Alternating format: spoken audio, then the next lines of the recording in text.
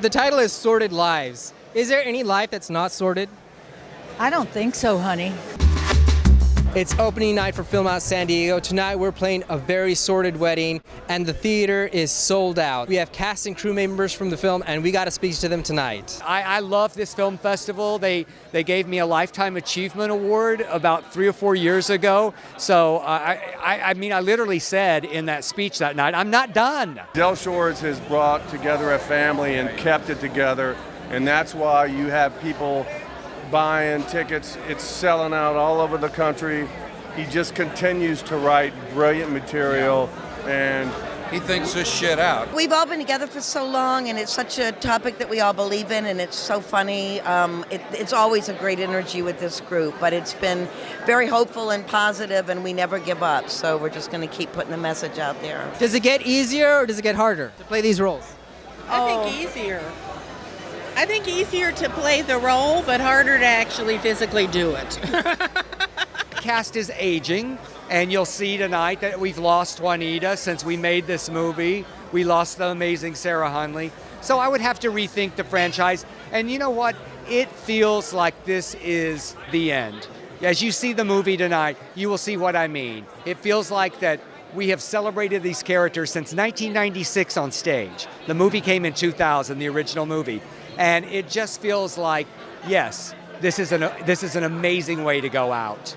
I think even if you're not a Sordid Lives fan, like there are a lot of crazy rabid ones, anyone would enjoy this film. It's hilarious, it's touching, it's very important in today's world for equal marriage, so marriage equality. So I think that's the main reason, but it's told with a hell of a lot of humor and a lot of fun. I mean, you got Leslie Jordan and Caroline Rhea, and they're nuts. I wish they were here, but they just, it was so much fun. And Sarah Hunley, our dear Juanita, who we all love dearly. You're going to get to talk to a lot of the cast members. They're all here. What should I ask them? Oh, a lot of personal things. Dirty stuff? Ask them who misbehaved on the set. What kind of misbehaving was going on? Wait, on the film or in the film or like outside? Like behind the scenes? Well, behind the scenes is always a movie in itself. So we never want to give... in Winnipeg stays in Winnipeg. Exactly. We never want to give away too much behind the scenes. That's family business. Well, doesn't it have to be kind of sordid in the background and behind the scenes? But that's family business, and you don't go spreading family business in the streets, sir. Any sordid details about the men? Oh, all the men are sordid, let me tell you. Doing this film, we rode together in this van in Canada, right? I can't tell you what these guys were doing. I mean, as far as salaciousness. The guys in the bar, they're a little bit raunchy.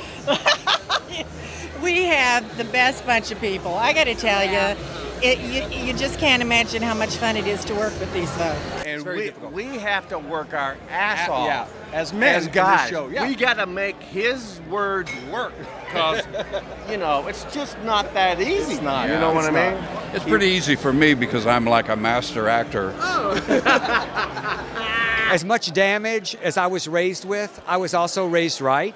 And I value family and I value friends, and I cast people who share those values. I often say I cast people from the same dirt, and I don't have to tell them what I hear.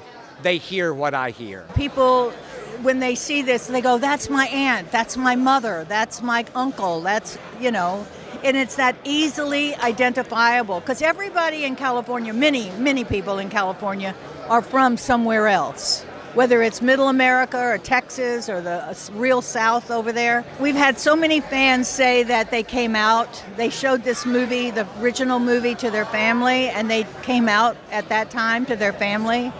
And it really softens what they have to say. And what I love is that it is a film that all of us, who, whatever the letter that we are, maybe we're a couple of them, who knows, we can feel safe enough to share this film with anybody because it transcends. The humor will allow people at least to enjoy a part of it, and if they're not there yet, I promise it's going to make them think. Well, I sort of feel like it's on all of us to do what we can where we can. And as artists, you know, we're one step away from the political community, but some of the greatest art has often been political. It's a response to the culture.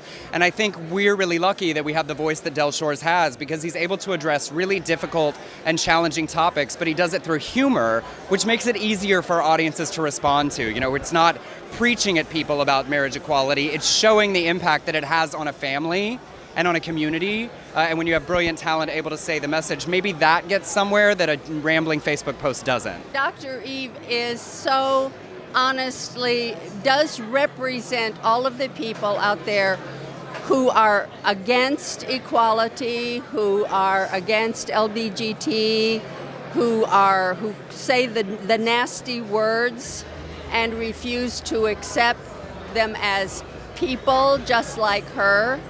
And this has been going on for centuries. You know, people find somebody they don't like. It can be a woman, it can be a different religion, it can be whatever. And, you know, we got to get ourselves, love one another. That's my quote that I like from the love one another. Why not? Because everybody just wants to have a good home and a family and be happy. It's that simple. That's all it is. So do you feel like things were wrapped up in this film? I do think they were. Del chose to do that for everybody. Our fans have been the best fans. I don't know of any fans ever that could rival ours, because they've been bugging him for years. You know, we thought it was over. Every time we've done something, we thought it was over. But then it comes back. And mainly this time it was due to the fans. So what kind of misbehaving was going on? I would say it's sort of like when you get family together. You know, 2 people is 2 people, and 3 people feels like 6 people, and 32 actors in this movie felt like 174. We lost Caroline Ray once for 45 minutes. She was off at a craft store. You know, these things just happen. But as the actor's side, all of my scenes are with Leslie Jordan, and there's sort of no greater gift than standing opposite a brilliant, brilliant actor and saying, well, I just have to rise up to the occasion to make sure he doesn't steal all of the scenes. And so were you able to rise up to the occasion? I mean, I feel like the audiences get to decide. There is one particular moment in the movie, though, where I'm very certain that people are looking at me and not Leslie Jordan. Now, it took me getting naked to accomplish it, but hey, we do what we have to do. I love Leslie Jordan dearly. He's been a friend for 25 years, and I go, okay, one more time I have to suck up all this meanness and go after him. You know, and I'm a nice person. I'm nothing like Dr. Eve, so, you know. So how do you tap into your sordidness? How do you tap into that sordid life in your character? Put on that red bra, push it up, just decide that you're just going to have your way no matter what. Well, next year we turn 20. We're about to turn the big 2-0. So what words of wisdom can you give our audience, our people in San Diego, as we turn 20? Well, first, you can almost drink, which is really exciting. But I don't think that I think that means that you've done it perfectly. One of the hardest things in the world is creating a film festival and getting it out there to audiences. And it's great that you have a patron base that supports you. I would say to your audiences, make sure that you buy festival passes, see all of the films, see new films, see films that you don't know anything about. That's how we keep supporting our own community of artists, particularly in the difficult climate we are in right now.